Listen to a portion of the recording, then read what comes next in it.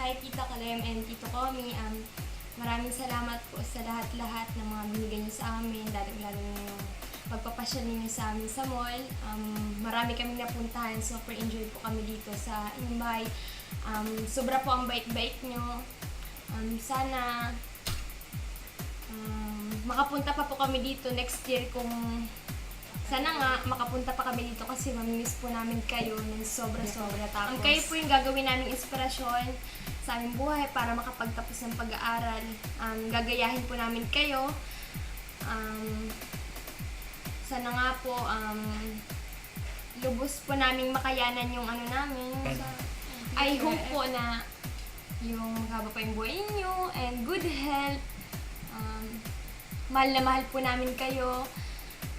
Basta po, kasi super bait po ninyo. Dito lang. Basta po yun, ingat po kayo lagi dito. Tapos, God bless po. Yun lang po, maraming salamat. Thank you, Pilipinas!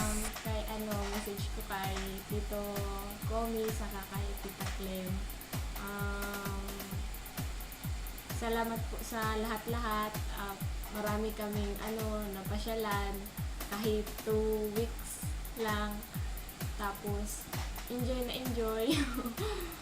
Ingat po kayo dito, lagi. Tapos, ang bait-bait niyo pa.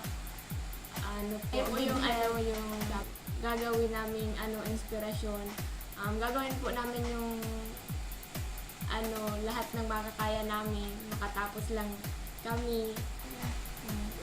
Miss po namin yung banding-banding namin dito. Saka yung tuwaan.